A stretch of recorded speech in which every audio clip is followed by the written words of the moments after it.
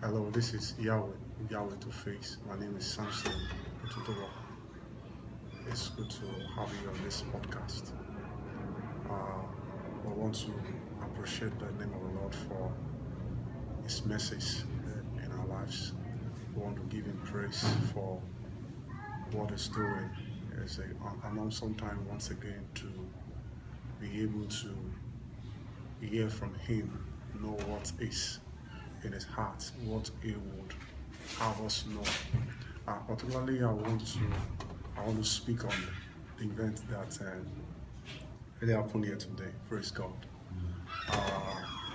I met a brother, and after the meeting, he just came to me and shook hands with me.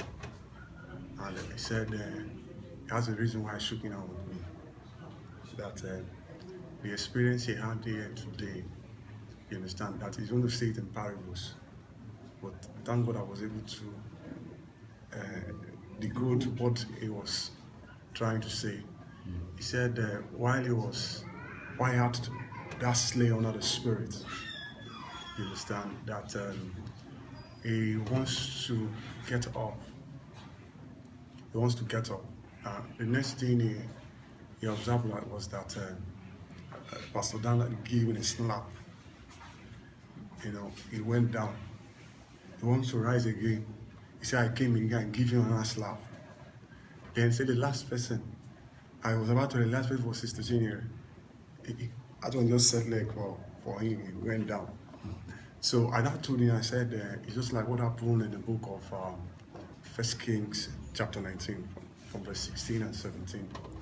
Say, when God instructed Elijah to go and anoint 3 men, he said, if you escape the sword of the first man, you won't escape the second sword. So if you escape the second, you won't escape the third. And that's exactly what happened. Jezebel was able to escape the first, the second, but not escape the sword of Elisha. I just perceive in my spirit that hearts have been coming here, and they've been dodging sword.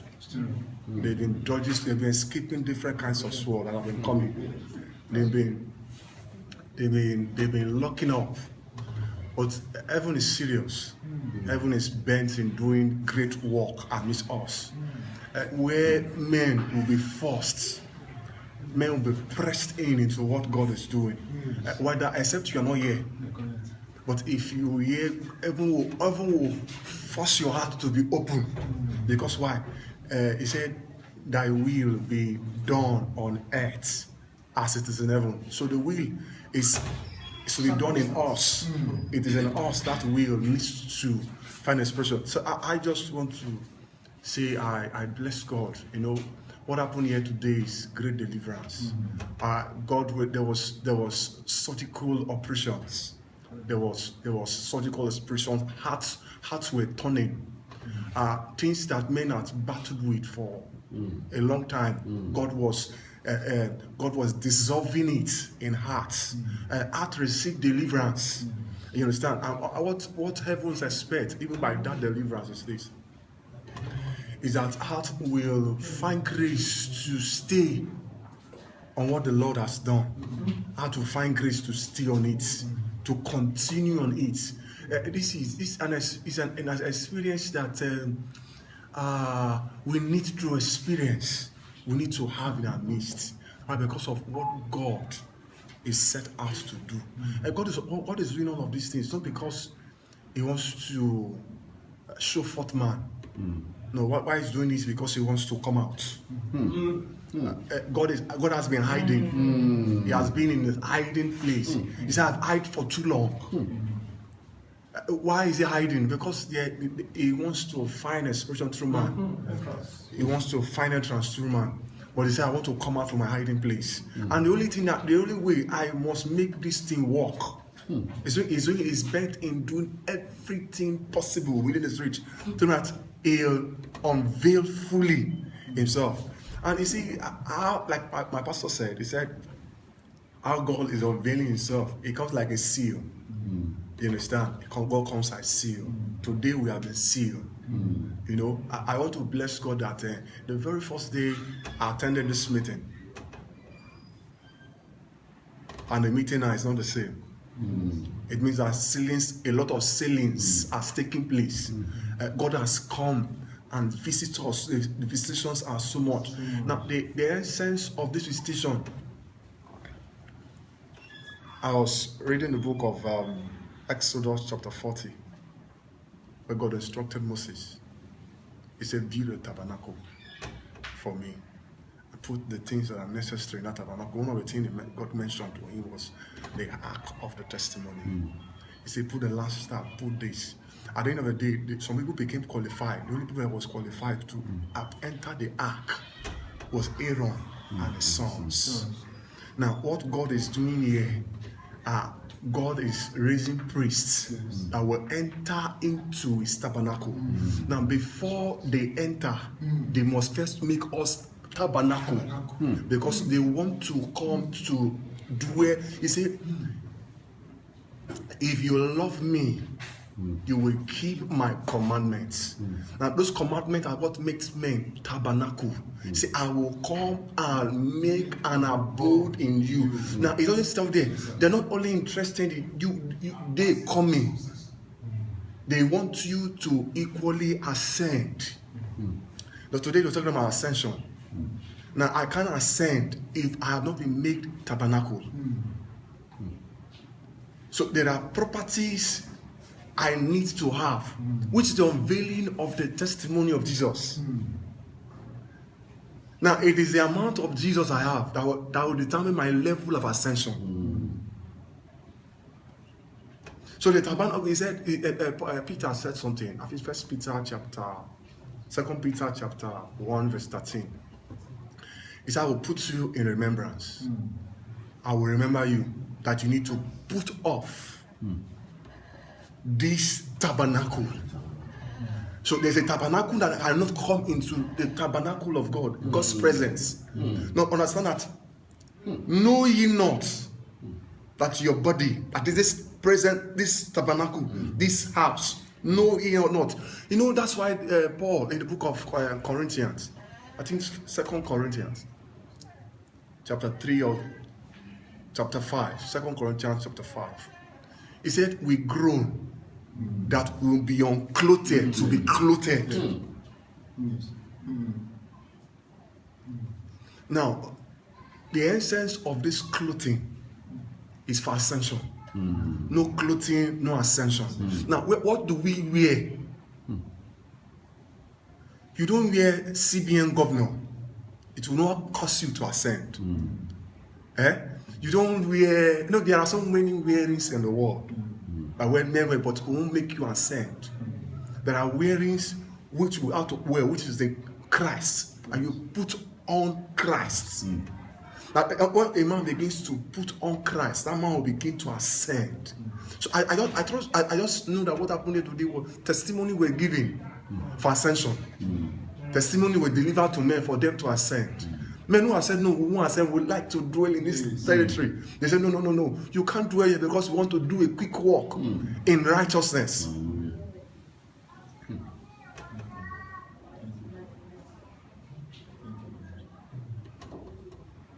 This is God's agenda. It's an agenda in this season. And another that men will walk upon the face of the earth. They'll be Christ. They'll be God in their class. They will be in earth, but they are operating heaven. They are men of the heavenlies. Because why? They have ascended. You know, Psalm said, who shall ascend? Who shall ascend? It's a big question thrown before us. Who shall ascend? But he said, he that had a clean hand and a pure heart.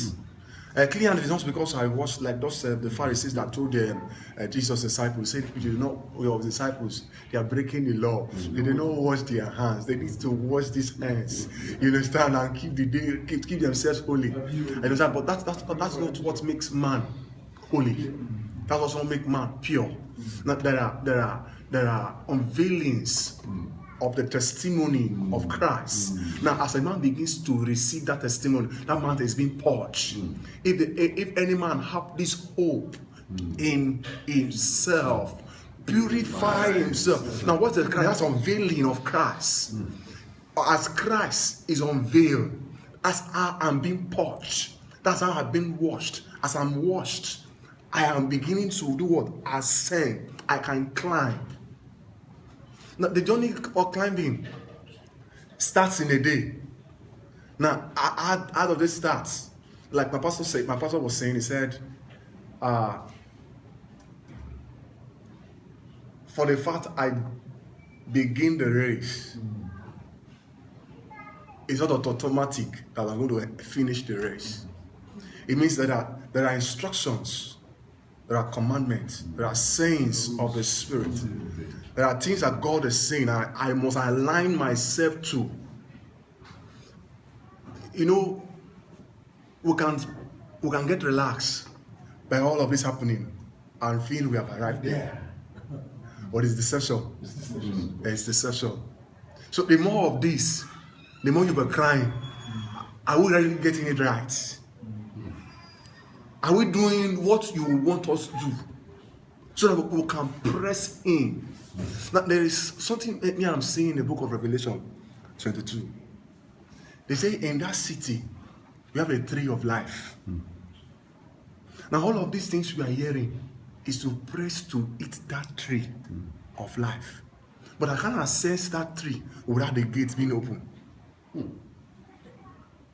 No, these revelations of Christ, testimony of Jesus we are hearing, is for us to be able to first of all see the gates. They will begin to press on how to open the gates. No, it's enough to, I can see a door. Does not mean the door has opened to me. A lot of times we see the door. I keep saying this to myself. For the fact that I know the way to a particular door does not mean I have seen what is inside the house or the room of that particular door. The key to the place. You understand? I need to first of all look for the key, open the door before I can tell what is inside this thing. And all of this that God is bringing to us in this season is to first of all get the key, open the door. See, they are processes. Now they won't. There's no shortcut to this process. You have to just follow through. Follow through, keep following through, keep going through until you get the key, until you open the door, because his ways are past finding out. God is unsearchable.